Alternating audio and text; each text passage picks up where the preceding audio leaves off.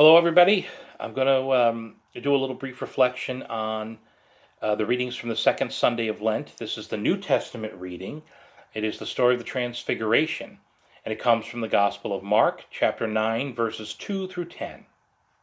It says, Jesus took Peter, James, and John and led them up a high mountain, apart by themselves. And he was transfigured before them, and his clothes became dazzling white, such as no fuller on earth could bleach them. Then Elijah appeared to them along with Moses, and they were conversing with Jesus. Then Peter said to Jesus in reply, "Rabbi, it is good that we are here. Let us make 3 tents, one for you, one for Moses, and one for Elijah." He hardly knew what to say, they were so terrified. Then a cloud came, casting a shadow over them. From the cloud came a voice, "This is my beloved Son. Listen to him."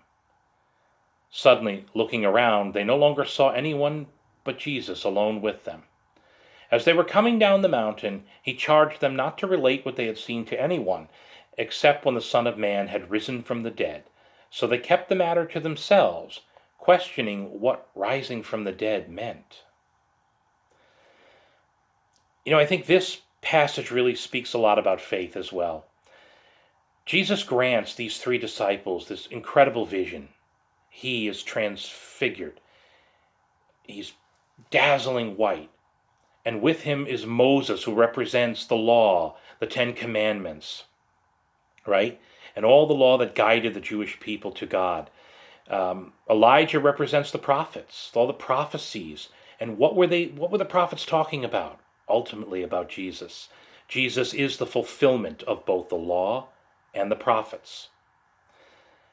And so what they're seeing is the triumph of the resurrection. They're having this vision of the ultimate triumph of God. And so why? Why is that coming? Well, because Jesus is trying to show them that something unexpected is going to happen. Jesus is going to be handed over, tormented, tortured, crucified, and he's going to be killed. And then he's going to rise from the dead. And they don't fully understand what that means. They have this idea the Messiah is going to reign forever. The Messiah can't be crucified. At least that's what they're thinking. And when he was crucified, when Jesus was handed over and crucified, you can't even imagine how devastating that must have been for his friends, his apostles, and his disciples. They saw him as the Messiah. Then he gets killed. And so they're thinking, well, we must have been wrong. This must not be true. But then he rises from the dead and he appears to them. He comes to them. And they see, no, he's alive. And all of a sudden, they can hearken back to this. They can look back to this and say, wait a minute, he spoke about rising from the dead. We didn't understand it at the time, but he spoke about it. Wow, this must be what he meant. This isn't the end of the story. This is the beginning. It must have been so thrilling for them once they realized that, no, the story didn't end there. No, Jesus wasn't dead. He was risen. And that vision that they saw simply confirmed their faith. So in that moment when it was so hard for them to have faith and so hard to accept, how can Jesus be the Messiah if he dies?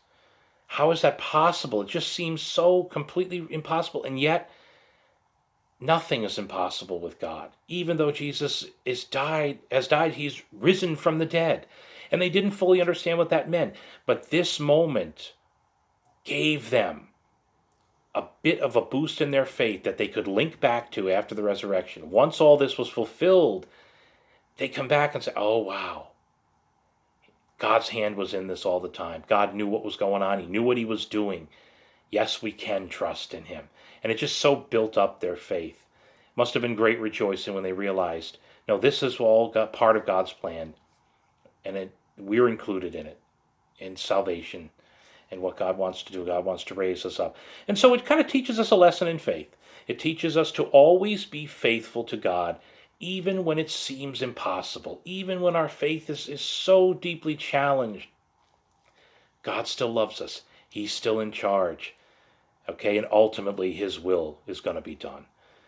So this Lent, reflect a little on that. And think about that. Even when your faith is shaky, even when it's so hard to believe and it's so hard to understand, God hasn't abandoned you. He's with you. He's guiding you in ways that are completely unexpected and unknown to us.